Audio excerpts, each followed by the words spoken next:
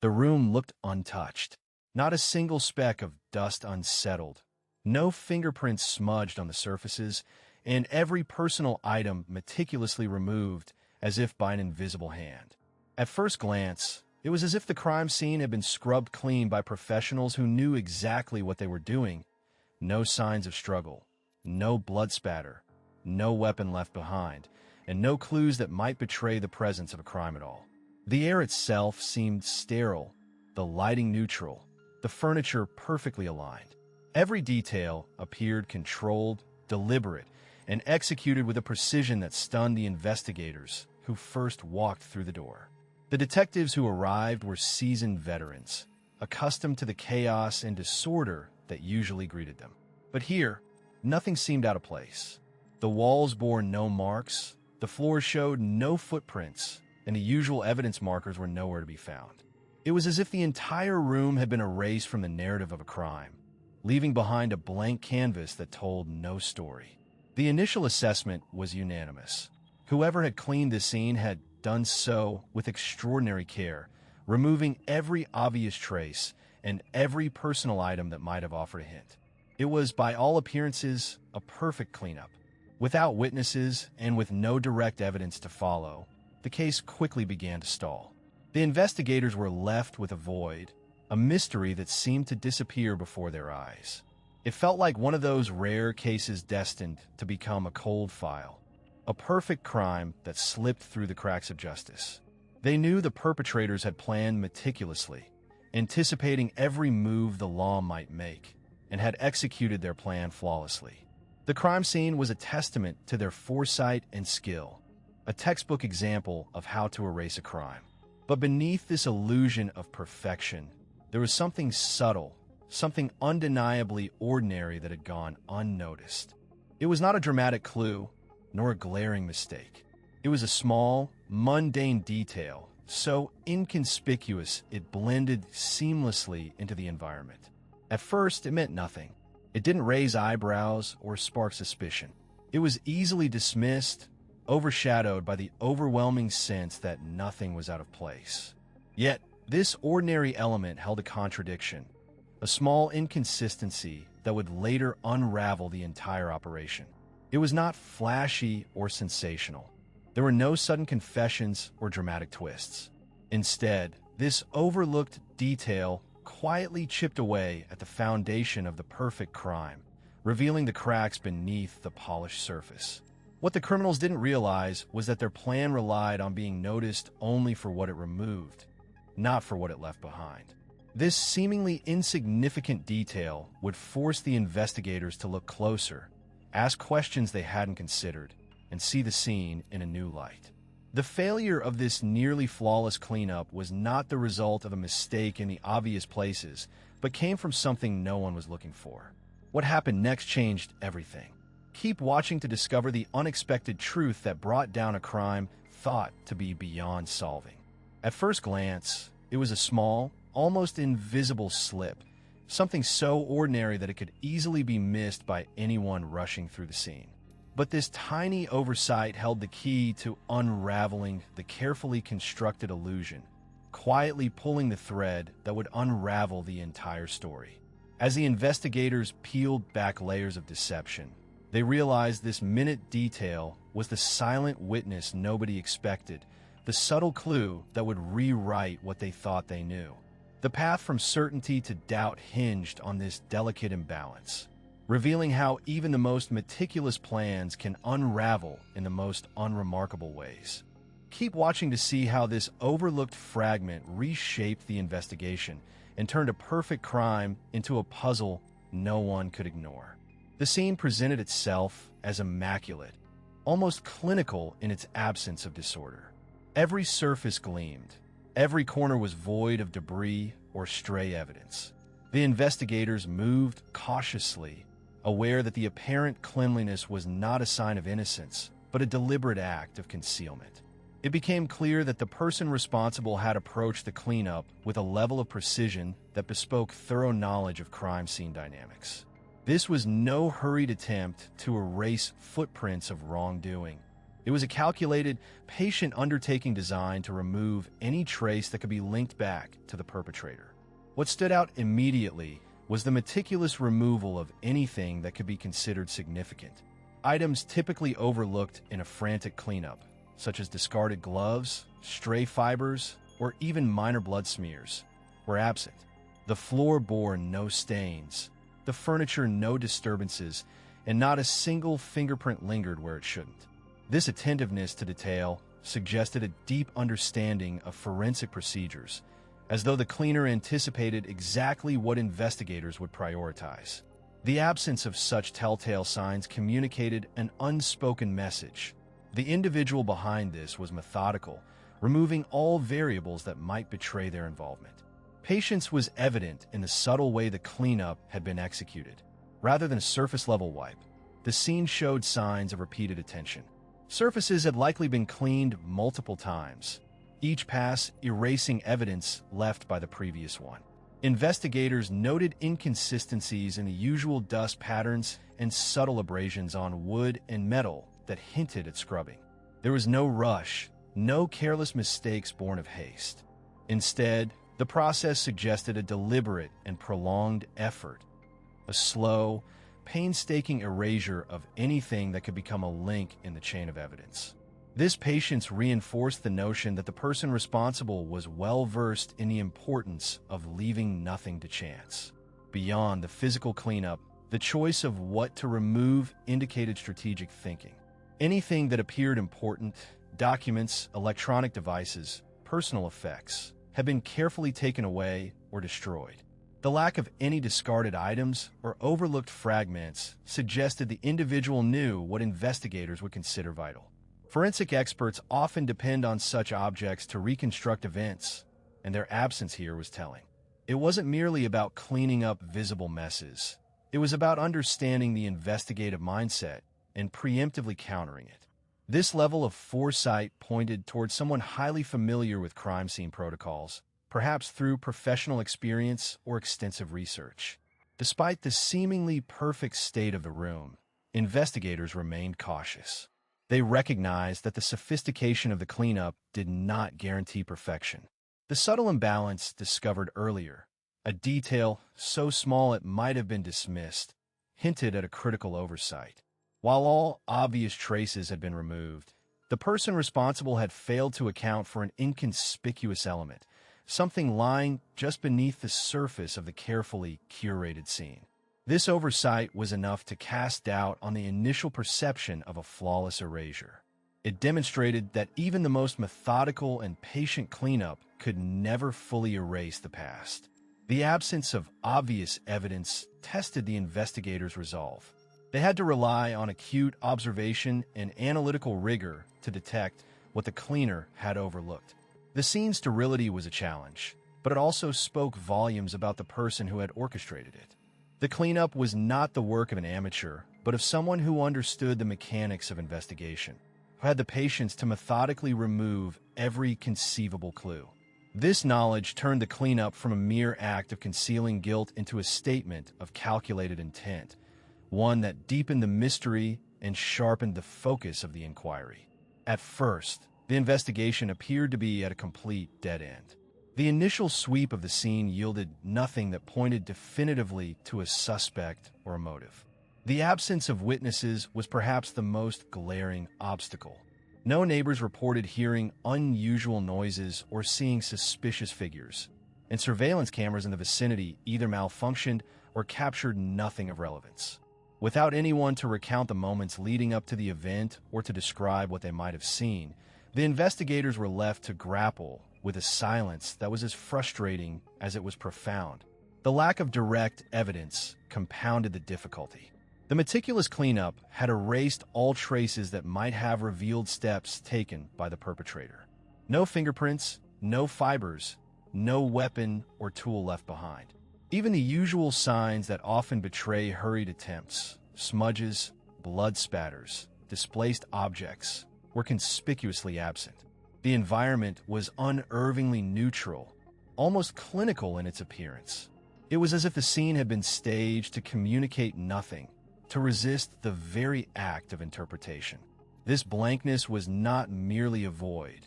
It was a barrier constructed with deliberate precision. Without a clear motive, the investigation struggled to find a foothold. The victim's life offered no obvious reasons for someone to commit such a calculated offense. Financial disputes, personal grudges, or professional rivalries. The usual suspects and motive were either non-existent or insufficiently compelling. This absence left the investigators without a narrative thread to pursue, a critical missing link in the chain of reasoning that might have identified a suspect. Motive often guides inquiry by narrowing the field, but here it only deepened the ambiguity. The scene itself seemed designed to mislead. The orderliness of the space, the absence of chaos, suggested not only a cleanup, but a deliberate attempt to present an inconclusive tableau. This neutrality discouraged assumptions and deflected suspicion. It was as if the orchestrator wanted the scene to tell a story of nothingness, to bury any hint of the drama that had unfolded. The investigators found themselves confronting a puzzle with missing pieces, pieces that perhaps never existed or had been removed with surgical precision. This carefully maintained neutrality fostered the belief that the cleanup had been wholly successful. The sense was that the story had been effectively erased, leaving behind only a shell devoid of meaning. Investigators initially questioned whether a crime had even occurred at all, or if they were chasing shadows cast by an elaborate deception. The surface calm made the underlying truth almost invisible, cloaking the event in a veil of uncertainty that stalled progress. The initial stagnation was not just a consequence of absent leads, but also a psychological hurdle. The blankness of the scene bred doubt and hesitation. Without tangible clues, theories remained speculative and ungrounded. The investigation's momentum faltered as detectives grappled with their own frustration, unsure of how to proceed in the face of such profound silence. The cleanup was not merely about removing evidence. It was about shaping perception, creating an atmosphere where the absence of information became the most telling fact of all.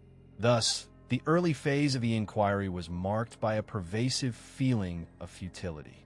The masterful erasure of traceable elements and the calculated neutrality of the scene rendered conventional investigative methods ineffective.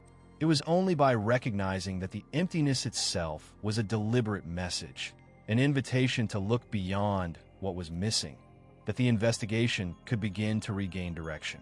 Until then, the story remained locked behind a facade of nothingness, a testament to a meticulously executed plan that had, at least temporarily, outpaced the search for truth. The room, stripped of obvious clues, carried an unsettling stillness, as if silence itself had been weaponized. Amid the stark absence of evidence, one small, unassuming object rested quietly on the windowsill. A faded, green rubber band looped loosely around the base of a chipped ceramic flower pot. Its presence was so unremarkable that it escaped notice at first glance, blending seamlessly into the muted palette of peeling paint and dust-laden surfaces. The flower pot, cracked but intact, housed a wilted spider plant whose drooping leaves cast long shadows in the fading light. The rubber band, stretched thin but retaining its shape, seemed nothing more than an afterthought, an everyday item, left behind as casually as a forgotten receipt or a stray hairpin. This rubber band did not scream for attention. It was neither bright nor out of place. In a room where everything appeared deliberately arranged to signal absence, the band's quiet persistence made it appear incidental, almost natural. Its faded green hue mirrored the sickly tones of the plant's leaves, and its delicate tension echoed the fragile balance of the neglected space. It could have belonged to anyone, a tenant who cared little for order, a visitor who fidgeted absent-mindedly, or simply an overlooked remnant of routine life. The band's worn elasticity suggested frequent use, yet not enough to mark it as important. Just an ordinary tool for holding papers, bundling pencils, or perhaps securing a bundle of mail. Nothing about it demanded a second look. The windowsill itself, coated in a thin layer of grime, bore the faint imprint of years' worth of sun and dust, with the rubber band resting precisely where a careless hand might have dropped it. There was no sign of struggle or haste nearby. No fingerprints smeared across the ceramic or the glass pane.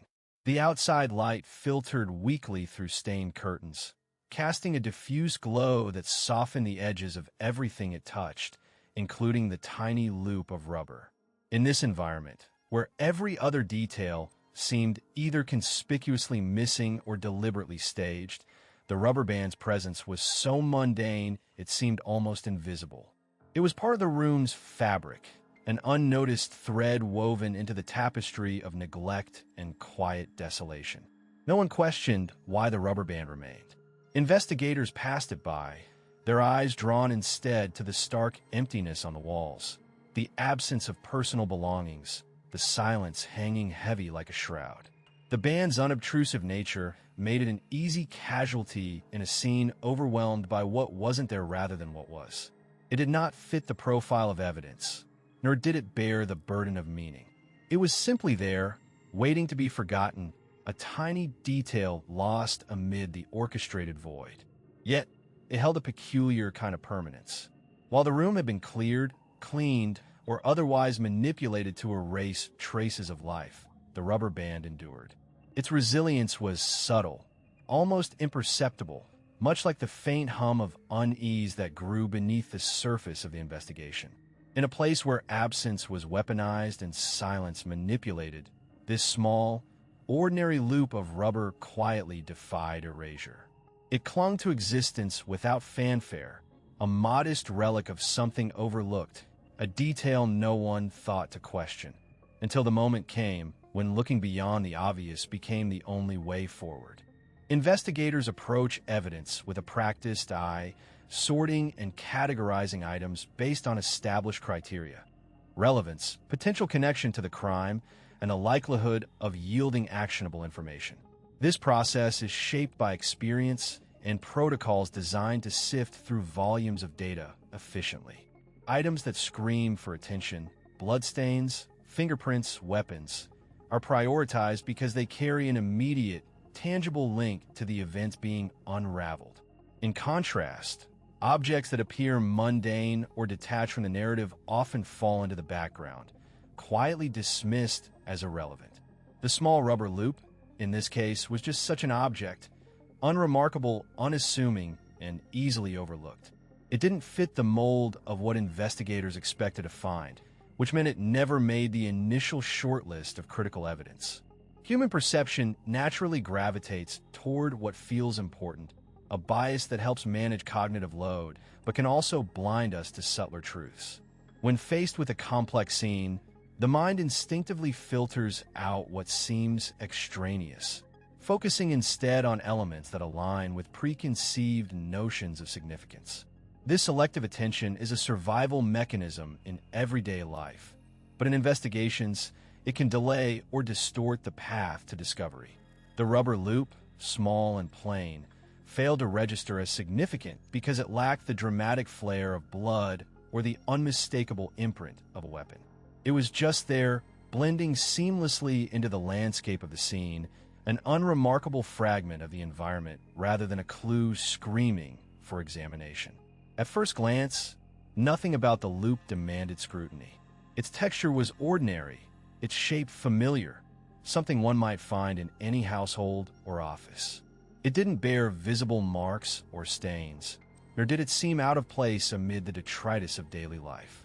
Because it was so ordinary, it escaped the immediate spotlight. This invisibility was its greatest asset and, paradoxically, what nearly rendered it useless in the eyes of the investigators. The mind, conditioned to seek anomalies, passed over it without hesitation. This is where the interplay between perception and logic becomes crucial. While logic demands thoroughness, perception often dictates the order and priority of investigation, sometimes at the expense of a more holistic view. Routine further entrenches this divide. Investigators rely on methodical procedures to maintain consistency, but such routines can inadvertently create blind spots. The repetition of familiar patterns, collecting the usual types of evidence, following predictable sequences, can lull even the most seasoned professionals into a state of procedural tunnel vision. In this state, logic is delayed not through ignorance but through habituation. The rubber loop, being an object of no apparent consequence, was consigned to the periphery simply because it didn't fit the expected profile of evidence. It was a victim of the very order designed to bring clarity, demonstrating how routine can sometimes impede the very logic it seeks to uphold. Only when the investigation hit an impasse, when conventional leads yielded no breakthroughs, did the subtle persistence of this modest object come into focus. The loop's resilience, previously mistaken for insignificance, became a silent challenge to the assumption that only the obvious matters. As the team peeled back layers of their own biases and habitual thinking, they realized that sometimes the key to unraveling a mystery lies not in the glaringly obvious, but in the quietly persistent details that refuse to be dismissed. The rubber loop, unassuming and overlooked, was a testament to the complexity of human perception and the necessity of questioning what initially seems irrelevant. The room was thick with quiet tension as the team gathered around the evidence table, each person absorbed in their own train of thought. The rubber loop lay there, small, plain, almost insignificant, but it had already disrupted their assumptions more than once. Still, no one had asked the question that truly mattered until now.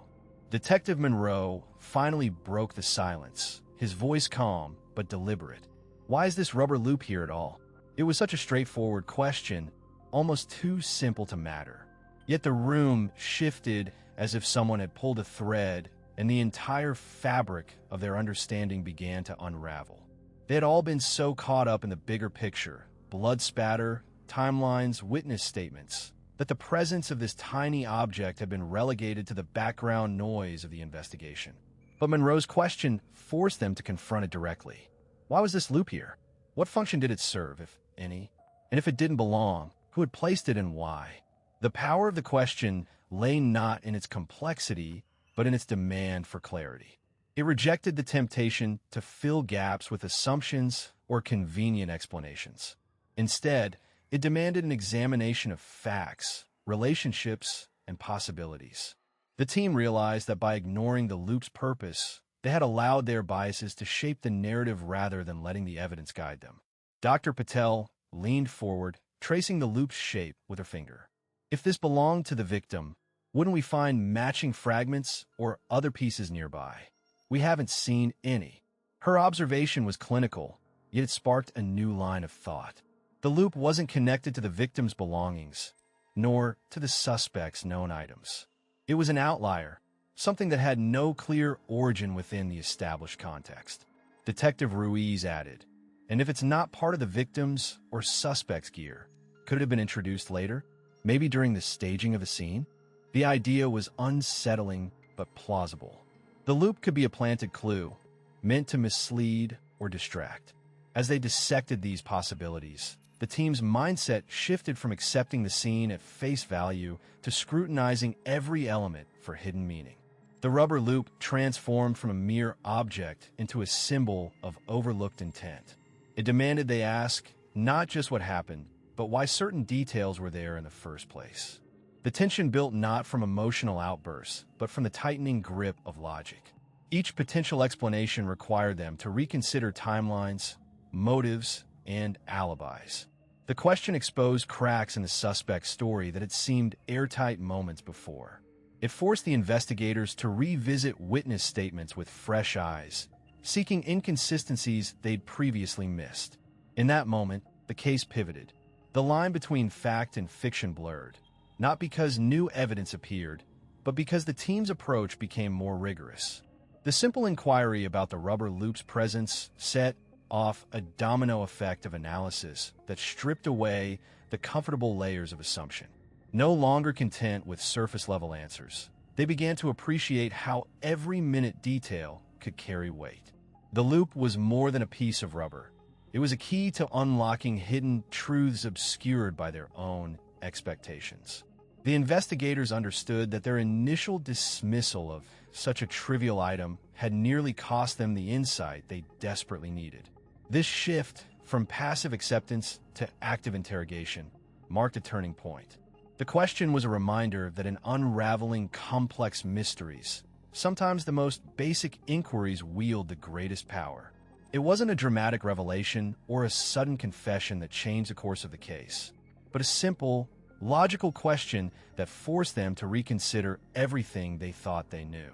And in that reconsideration lay the path forward. The object sat on the desk, almost unnoticed at first glance. It was a small, unassuming pocket watch, its silver case tarnished by age but still functional, the hands ticking steadily as if marking the passage of time with resolute precision. What made this object peculiar was not its craftsmanship or even its presence in the room, but rather what it implied, something that quietly unsettled the entire narrative of the victim's last day. The victim, known to be methodical and punctual, had a well-documented routine. Each morning began with a strict schedule: breakfast at 7, a brief walk at 8, and then hours spent meticulously organizing his work, always within the familiar confines of his study. His belongings were minimal and carefully curated, all fitting into a pattern of predictability that those close to him could vouch for without hesitation. This pocket watch, however, disrupted that pattern in subtle but undeniable ways.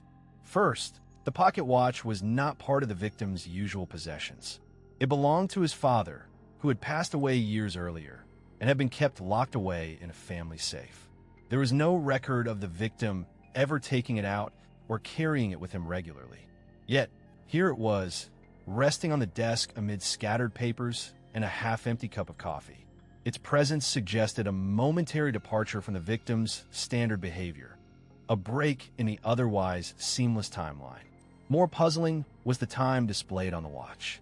It showed 3:17 p.m., a time that did not align with any known activity or appointment in the victim's schedule. According to logs and witness testimony, he had left his study by 2:45 p.m. and did not return.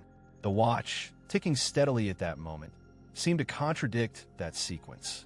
If the watch had been running correctly and in the victim's possession at the time, how could it show a time when the victim was confirmed to be elsewhere? Alternatively, if the watch had stopped or been set incorrectly, why was it still moving now, silently marking a time that made no logical sense? The watch's mechanism, upon closer inspection, revealed another oddity. Its second hand moved in an irregular pattern, pausing briefly every few seconds before continuing its sweep.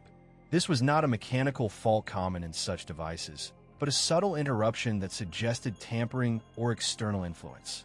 Combined with the watch's unexpected location, this anomaly hinted at a presence or action that did not fit within the victim's known environment. Adding to the contradiction, the victim's study had no signs of forced entry or disturbance. The door was locked from the inside, and no footprints or fingerprints other than the victim's and a few household staff were found on or near the desk. The watch's presence implied that someone or something had been there, someone who should not have been, given the timeline and physical constraints. The absence of any overt evidence of intrusion made this implication all the more enigmatic. The object also suggested a temporal discrepancy. If the watch's time was accurate, then the victim's activities and movements must be re-examined. Could the victim have returned to the study after the supposed departure time? Or was the watch placed deliberately to create a false timeline? Neither scenario was supported by the physical evidence, yet the contradiction remained, unresolved by the straightforward facts. In essence, the pocket watch was a quiet witness to an inconsistency, a logical riddle embedded in the fabric of the case. It revealed that the victim's environment, previously assumed to be secure and predictable, harbored an element that should not have existed, a presence or event unaccounted for by the timeline. This presence did not announce itself with noise or confrontation, but whispered through the ticking hands of the watch, demanding a re-examination of the sequence of events. No dramatic confrontation arose from this discovery, no immediate breakthrough or confession. Instead, the watch imposed a subtle, persistent doubt. It challenged the narrative by contradicting what was accepted as routine and reliable. The victim's orderly world, once thought impenetrable, now showed cracks where time itself seemed to falter. The quiet revelation embedded in this object became a crucial thread, one that, when pulled, promised to unravel the carefully constructed assumptions surrounding the victim's final moments.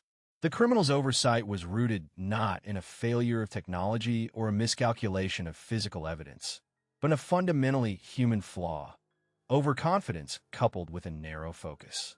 Throughout the planning and execution of the crime, the perpetrator had been meticulous about erasing fingerprints, disabling cameras, and avoiding any trace that could directly link back to them. These were standard precautions, rehearsed and implemented with precision. Yet, amid this careful orchestration, an innocuous object, a watch, slipped beneath their radar, not because it was complex or suspicious, but precisely because it was simple and familiar. To the criminal, the watch was merely a silent accessory, a commonplace item easily dismissed. It was never viewed as a potential threat, not because it was inherently innocuous, but because the perpetrator's mindset was tuned to anticipate obvious risks: surveillance devices, security systems, or forensic traces that screamed for attention. The watch, with its quiet ticking and unassuming presence, did not fit into the mental checklist of dangers. This selective attention filtered reality, blinding the criminal to the subtle but critical detail it represented. Confidence played a pivotal role in this blindness. The criminal believed their knowledge of the environment and their own methods were infallible. This self-assurance narrowed their perceptual field, excluding anything that did not conform to their expectations. The watch's presence challenged the narrative they had constructed, one where every element had been accounted for and controlled. Because it did not appear threatening or unusual, it was mentally relegated to the background, an afterthought unworthy of scrutiny. Ironically, it was this very simplicity that made the watch the Achilles heel of the entire operation. Unlike sophisticated devices that demand technical expertise to analyze, the watch's value lay in its subtlety. It recorded a timeline, embedded a contradiction, and introduced an inconsistency that no amount of deliberate obfuscation could erase. The criminal never considered that such a benign object could harbor the key to their undoing, demonstrating how human error often arises from underestimating the ordinary. The mistake was not mechanical, but psychological. It was a failure to recognize that in the realm of deception, the smallest detail, when unaccounted for, can unravel the grandest schemes. Confidence, while necessary for bold actions, can also breed complacency, making one vulnerable to the unexpected. The criminals' tunnel vision prevented them from seeing the watch as anything more than a trivial prop, yet it was precisely this triviality that exposed their presence and timeline. When investigators pieced together the sequence of events, the watch's subtle irregularity became a beacon of truth. No complicated forensics were needed to highlight the discrepancy. The timeline it suggested clashed with the criminal's carefully crafted story. This simple object punctured the illusion of control the criminal had maintained. It was a quiet reminder that in the delicate balance of crime and detection, human nature is often the greatest variable and the most exploitable weakness. Ultimately, the exposure stemmed from something extraordinarily simple: a watch that silently marked moments and betrayed assumptions. The criminal's failure to regard it as a threat, driven by overconfidence and selective attention, created a blind spot wide enough for the truth to slip through. This human error, unforced and unanticipated, turned what seemed like a perfect crime into an unraveling mystery, where the smallest detail held the greatest power. The investigation, once stalled by carefully constructed alibis and calculated misdirection, began to regain its quiet momentum. It wasn't a sudden breakthrough or a dramatic confession that reignited the case, but rather the patient, methodical re-examination of evidence that had been previously overlooked or dismissed. The watch, a seemingly innocuous accessory, had introduced a fissure in the narrative, a subtle inconsistency that invited closer scrutiny. From this fragile crack, the entire facade began to unravel with an almost inevitable precision. Detectives returned to the timeline, this time piecing together minute details that the original inquiry had treated as peripheral. The watch's ticking, precise and unwavering, contradicted the suspect's account of events. It was not the loud revelation one might expect, but a quiet, persistent dissonance in the story that refused to be ignored. The rhythm of the investigation shifted imperceptibly. Small discrepancies grew in significance, and the once impenetrable alibi started to wobble under the weight of its own contradictions. No grand gestures or dramatic interrogations were needed. Instead, the unraveling was an exercise in inevitability, a demonstration of how the smallest oversight could undermine even the most carefully orchestrated deception. The suspect's failure to consider the watch as a potential piece of evidence was not a reckless mistake born of panic, but a subtle lapse rooted in overconfidence. This blind spot was not a flaw of character alone, but a predictable human error, one that would have been caught had the narrative been subjected to even a fraction more skepticism. As investigators probed further, they discovered that other elements of the story, once deemed airtight, were similarly vulnerable. The timeline's precision faltered under renewed questioning, and the suspect's interactions with others, initially dismissed as routine, gained new significance. Each new connection, each minor inconsistency, reinforced the growing impression that the initial cleanup had been anything but perfect. The narrative began to dissolve, not with explosive revelations, but through a steady accumulation of quiet contradictions. What made the collapse so compelling was its inevitability. The suspect's meticulous planning had failed precisely because it neglected to account for the unpredictable nature of human oversight. The watch was a symbol of this failure, a small, silent sentinel that persisted despite attempts to erase or ignore it. It served as a reminder that in the realm of perfect crimes gone wrong, perfection is always provisional, and the smallest overlooked detail can become the linchpin for truth. By the time the investigators reached the final stages of their renewed inquiry, the original story had lost much of its coherence. Where once there had been certainty, now there was doubt. Where there had been confidence, now there was hesitation. The quiet dismantling of the narrative did not rely on sensationalism, but on the inexorable logic that no deception, no matter how carefully constructed, can withstand the cumulative weight of even the smallest inconsistencies. In the end, the collapse was not a matter of luck or dramatic revelation. It was the natural consequence of human fallibility intersecting with the relentless pursuit of truth. The perfect cleanup was undone not by a spectacular slip, but by a single, unguarded moment of oversight. A detail so minor that it might have been overlooked by anyone else, but became the key that unlocked the entire case. This subtle unraveling underscored a timeless lesson. In the delicate balance between concealment and exposure, it is often the quietest elements that determine the outcome. The illusion of control is a fragile veneer, especially when placed over the complexity of human nature and circumstance. In examining why perfect crimes fail, it becomes clear that arrogance is often the catalyst for their downfall. When someone believes they have orchestrated every element flawlessly, they blind themselves to the unpredictability inherent in real life. The very confidence that fuels their plan also sets the stage for error, small lapses in judgment, overlooked details, or moments of complacency that snowball into insurmountable obstacles. Control, no matter how meticulously sought, is ultimately an illusion. The mastermind behind the crime may command every visible piece, but the unseen variables, the quiet witness, the unnoticed trace, or even a fleeting emotional reaction, hold the power to unravel the entire scheme. These factors expose the cracks beneath the surface, reminding us that even the most calculated plans cannot account for every human factor or chance occurrence. The intersection of arrogance and the unpredictable nature of human behavior creates a fertile ground for errors that lead to exposure. Human error is the thread that weaves through every failed perfect crime.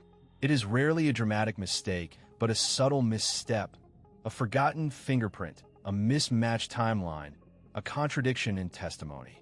These errors rarely emerge from haste, but often from the perpetrator's overconfidence, causing them to dismiss or underestimate the significance of minor details. This misplaced certainty becomes the undoing, as investigators piece together fragments that, when viewed collectively, reveal a narrative impossible to refute. Reflecting on these elements underscores a broader truth central to the theme of perfect crimes gone wrong. No matter how sophisticated the plot, human fallibility remains the tipping point. The crime, no matter how perfect it may appear, is vulnerable because it relies on an impossible standard of infallibility. The quietest elements, the detail too small to matter, the inconsistency too slight to notice, become the silent witnesses that speak louder than any confession. In the end, the true lesson lies in the overlooked details. It is these fragments of truth, dismissed or unnoticed by those who believe themselves beyond reproach, that ultimately expose guilt. They remind us that perfection is a myth when it comes to human actions, and that the pursuit of control is often the very thing that leads to loss of it. What do you think was the detail that exposed him? Share your thoughts in the comments below, and stay tuned for the next episode in our series, where we dive into another astonishing case of a crime that seemed flawless until it wasn't.